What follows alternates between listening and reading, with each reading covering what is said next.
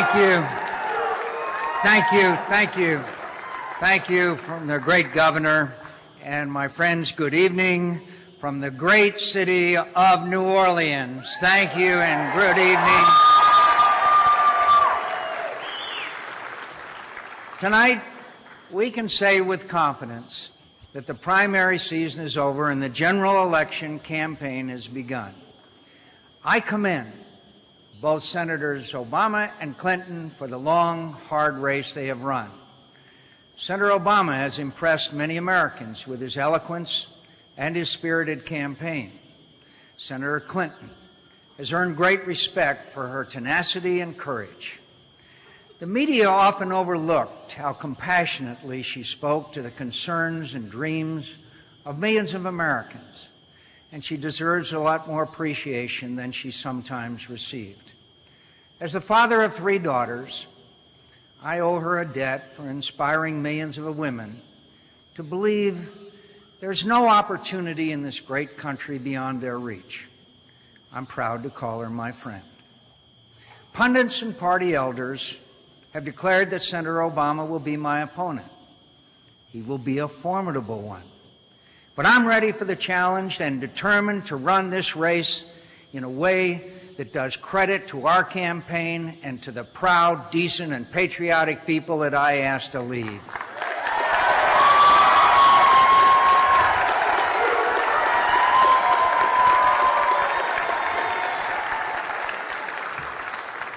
The decision facing Americans in this election couldn't be more important to the future security and prosperity of American families. This is indeed a change election. No matter who wins this election, the direction of this country is going to change dramatically. But the choice is between the right change and the wrong change, between going forward and going backward. America's seen tough times before. We've always known how to get through them, and we've always believed that our best days are ahead of us.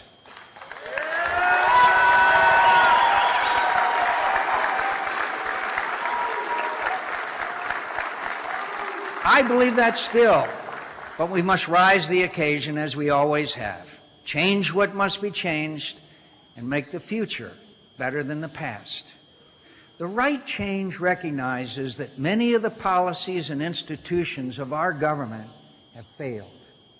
They failed to keep up with the challenges of our time because many of these policies were designed for the problems and opportunities of the mid to late 20th century, before the end of the Cold War, before the revolution in information technology and rise of the global economy. The right kind of change will initiate widespread and innovative reforms in almost every area of government policy: healthcare, energy, the environment, the tax code, our public schools, our transportation system, disaster relief, government spending and regulation, diplomacy, the military, and intelligence services. Serious and far-reaching reforms are needed in so many areas of government to meet our own challenges in our own time. The irony is that Americans have been experiencing a lot of change in their lives attributable to these historic events.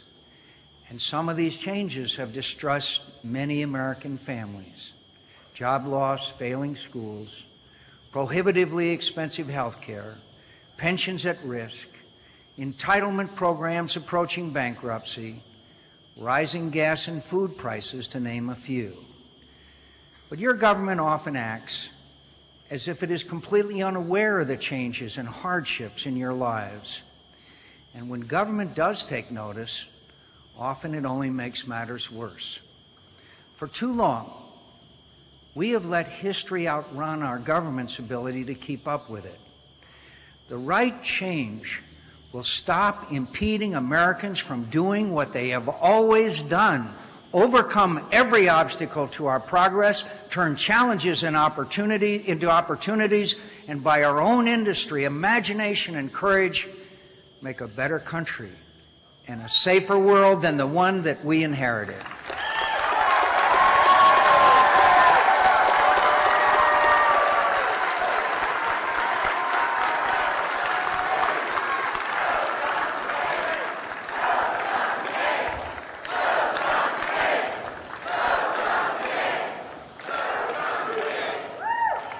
To keep our nation prosperous, strong, and growing, we have to rethink, reform, and reinvent the way we educate our children, train our workers, deliver health care services, support retirees, fuel our transportation network, stimulate research and development, and harness new technologies. To keep us safe, we must rebuild the structure and mission of our military, the capabilities of our intelligence and law enforcement agencies, the reach and scope of our diplomacy, the capacity of all branches of government to defend us. We need to strengthen our alliances and preserve our moral credibility. We must also prepare, far better than we have, to respond quickly and effectively to a natural calamity. You know that. You know that. You know that.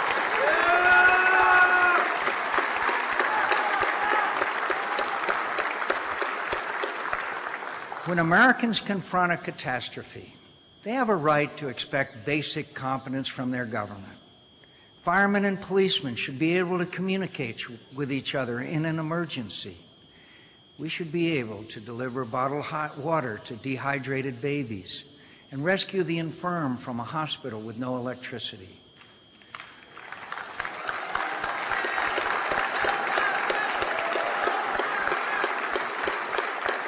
Our disgraceful failure to do so here in New Orleans exposed the incompetence of government at all levels to meet even its most basic responsibilities.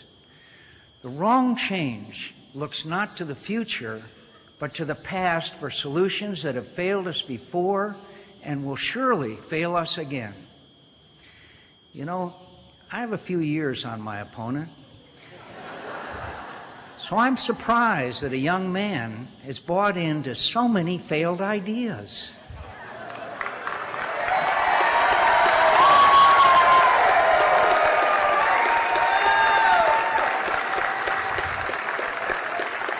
Like others before him, he seems to think government is the answer to every problem, that government should take our resources and make our decisions for us.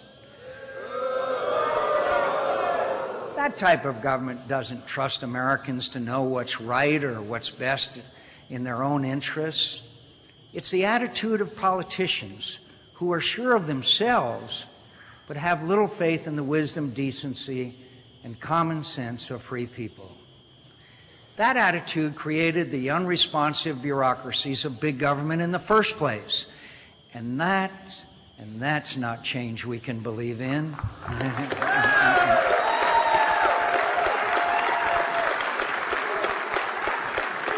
Now, you'll hear from my opponent's campaign in every speech, in every interview, every press release that I'm running for President Bush's third term.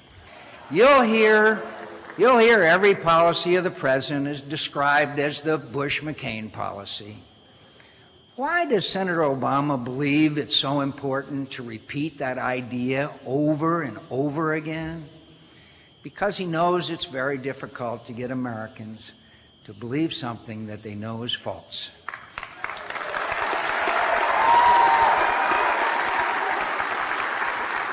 So he tries to drum it into your minds by constantly repeating it, rather than debate honestly the very different directions he and I would take the country. But the American people didn't get to know me yesterday, as they're just getting to know Senator Obama.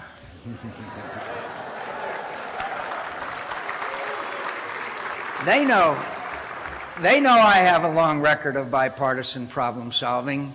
They've seen me put our country before any president, before any party, before any special interest, before my own interest. They might think me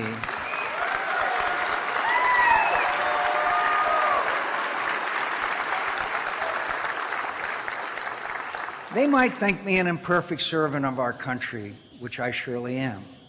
But I am her servant, first, last, and always.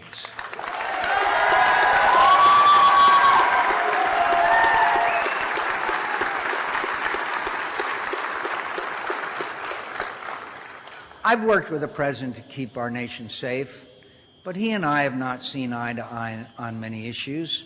We've disagreed over the conduct of the war in Iraq and the treatment of detainees, out of control government spending and budget gimmicks, over energy policy and climate change, over defense spending that favored defense contractors over the public good. I strongly disagreed with the Bush administration's mismanagement of the war in Iraq. I called for the change in strategy. I called for the change in strategy that is now at last succeeding where the previous strategy had failed miserably.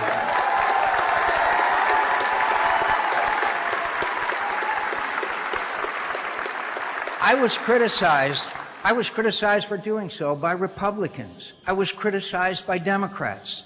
I was criticized by the press. But I don't answer to them. I answer to you.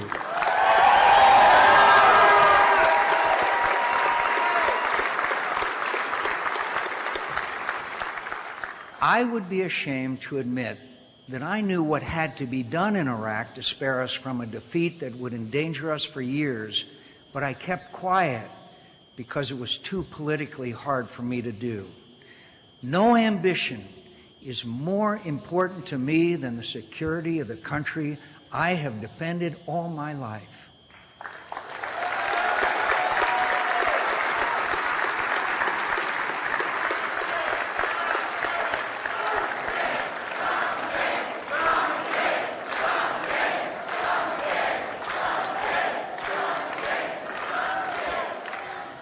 Senator Obama opposed the new strategy, and after promising not to, voted to deny funds to the soldiers who have done a brilliant and brave job of carrying it out. Yet in the last year, we have seen the success of that plan.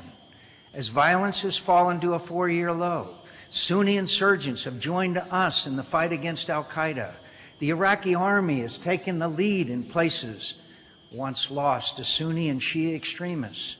And the Iraqi government has begun to make progress toward political reconciliation. None of this progress would have happened had we not changed course over a year ago. All of this progress would be lost if Senator Obama had his way and begun to withdraw our forces from Iraq without concern for conditions on the ground and the advice of commanders in the field.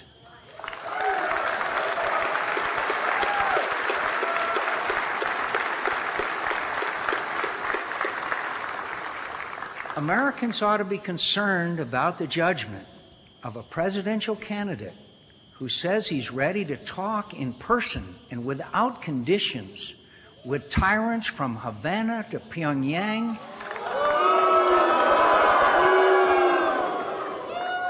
but hasn't traveled to Iraq to meet with General Petraeus and see for himself the progress he threatens to reverse. Americans should be concerned. I know Americans are tired of this war. I don't oppose a reckless withdrawal from Iraq because I'm indifferent to the suffering war inflicts on too many American families. I hate war, and I know very personally how terrible its costs are. But I know, too, that the course Senator Obama advocates could draw us into a wider war with even greater sacrifices, put peace further out of reach, and Americans back in harm's way. I can't let that happen, my friends. We can't let that happen.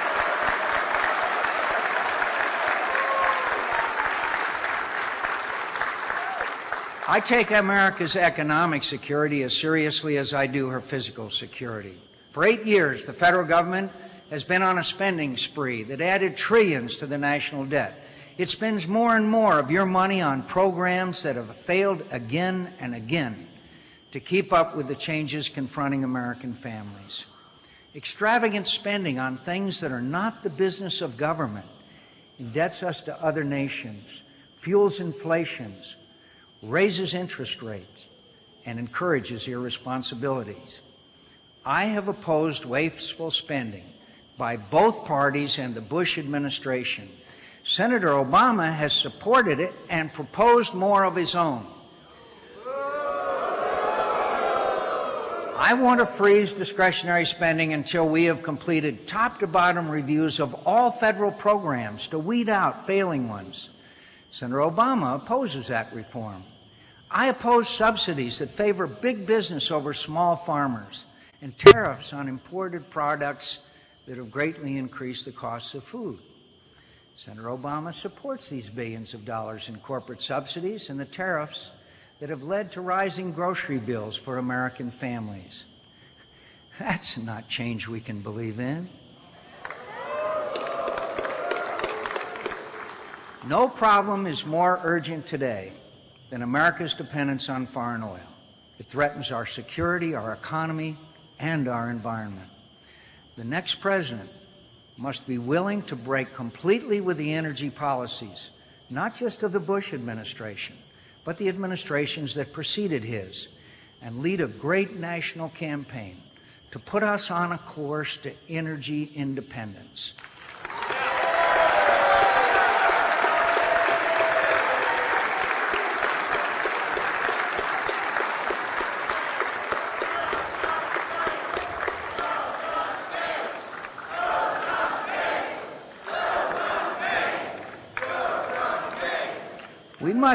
We must unleash the creativity and genius of Americans and encourage industries to pursue and produce alternative, non-polluting, renewable energy sources where demand will never exceed supply.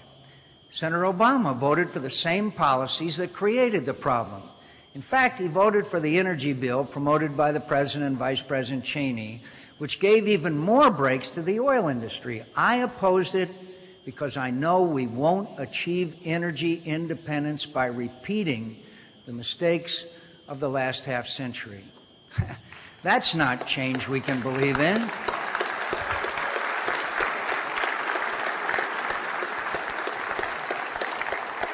With forward-thinking Democrats and Republicans, I proposed a climate change policy that would greatly reduce our dependence on foreign oil. Our approach was opposed by President Bush and by leading Democrats, and it was defeated by opposition from special interests that favor Republicans and those that favor Democrats. Senator Obama might criticize special interests that give more money to Republicans, but you won't often see him take on those that favor him. If America is going to achieve energy independence, we need a president with a record of putting the nation's interests before the special interests of either party.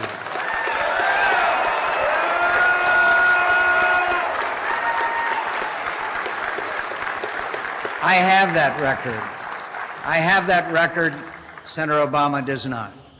Senator Obama proposes to keep spending money on programs that make our problems worse and create new ones that are modeled on big government programs that created much of the fiscal mess that we're now in. He plans to pay for these increases by raising taxes on seniors, parents, small business owners, and every American, even with a modest investment in the market. He doesn't trust us to make decisions for ourselves and wants the government to make them for us. And that's not change we can believe in. Senator Obama thinks we can improve health care by driving Americans into a new system of government orders, regulations, and mandates. I believe we can make health care more available, affordable, and responsive to patients by breaking down inflationary practices, insurance regulations, and tax policies that were designed generations ago, and by giving families more choices over their care. His plan represents the old ways of government. Mine trusts in the common sense of the American people.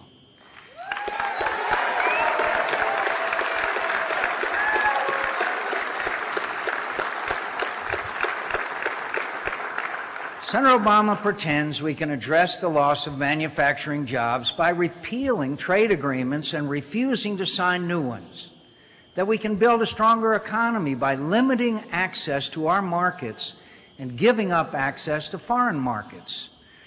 The global economy exists and is not going away. We either compete in it, which Americans can do, or we lose more jobs, more businesses, more dreams. We lose the future. He's an intelligent man, and he must know how foolish it is to think Americans can remain prosperous without opening new markets to our goods and services. But he feels he must defer to the special interests that support him. That's not change we can believe in.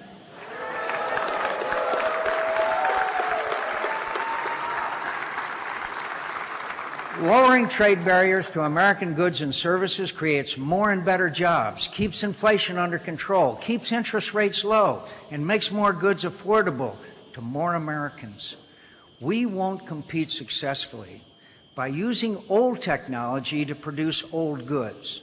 We'll succeed by knowing what to produce and inventing new technologies to produce it. We're not people who believe only in the survival of the fittest.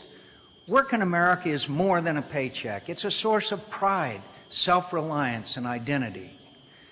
But making empty promises to bring back lost jobs gives nothing to the unemployed worker except false hope. That's not change we can believe in.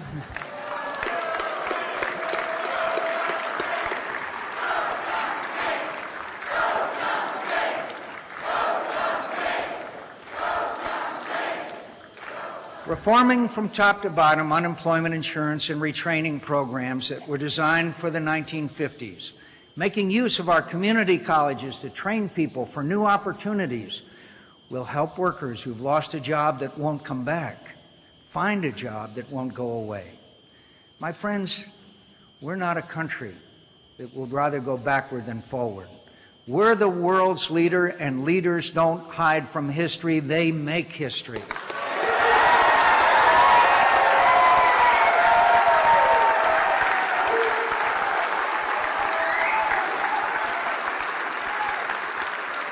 But if we're going to lead, we have to reform a government that's lost its ability to help us do so. The solution to our problems isn't to reach back to the 1960s and 70s for answers. In just a few years in office, Senator Obama has accumulated the most liberal voting record in the United States Senate. But the old, tired big government policies he seeks to dust off and call new won't work in a world that has changed dramatically since they were last tried and failed. That's not change we can believe in.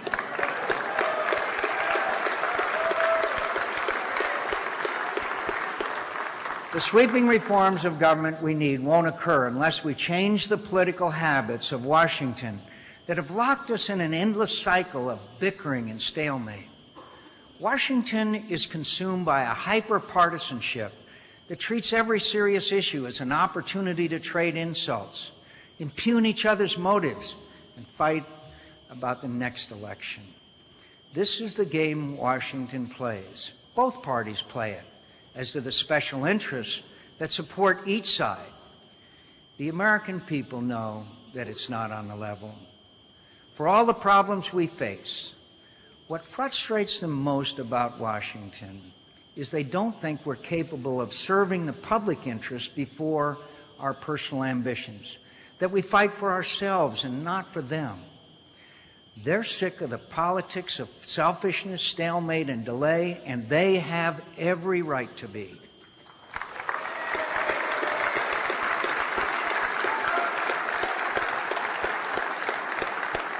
We have to change not only government policies that have failed them, but the political culture that produced them. Both Senator Obama and I promise we will end Washington's stagnant, unproductive partisanship. But one of us has a record of working to do that, and one of us doesn't.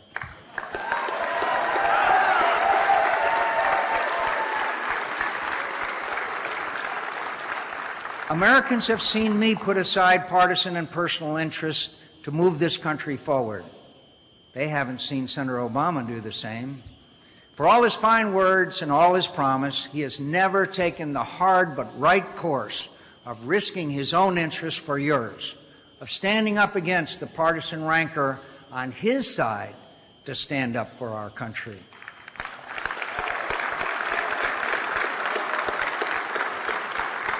He's an impressive man who makes a great first impression, but he hasn't been willing to make the tough calls, to challenge his party, to risk criticism from his supporters, to bring real change to Washington. I have.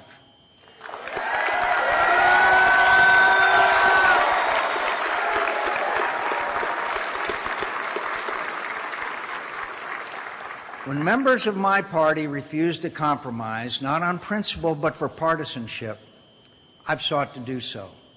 When I fought corruption, it didn't matter to me if the culprits were Democrats or Republicans. I exposed it and let the chips fall where they may.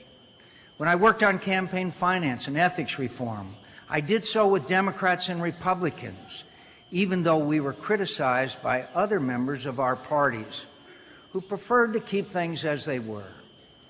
I have never refused to work with Democrats simply for the sake of partisanship. I've always known we belong to different parties, but not different countries.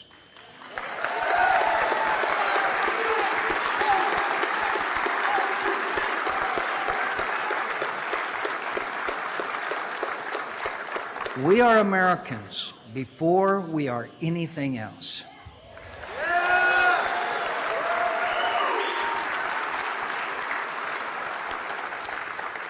I don't seek the presidency on the presumption I'm blessed with such personal greatness that history has anointed me to save my country in its hour of need.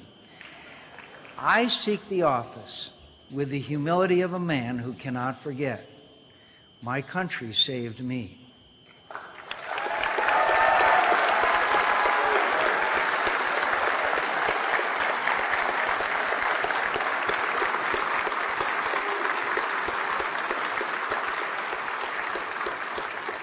I'll reach out my hand to anyone, Republican or Democrat, who will help me change what needs to be changed, fix what needs to be fixed, and give this country a government as capable and good as the people that it's supposed to serve. There's a time to campaign and a time to govern. If I'm elected president, the era of the permanent campaign of the last 16 years will end.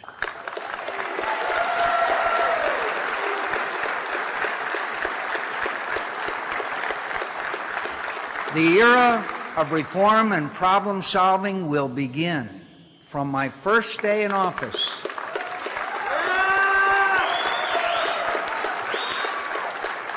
From my first day in office, I'll work with anyone to make America safe, prosperous, and proud. And I won't care who gets the credit as long as America gets the benefit.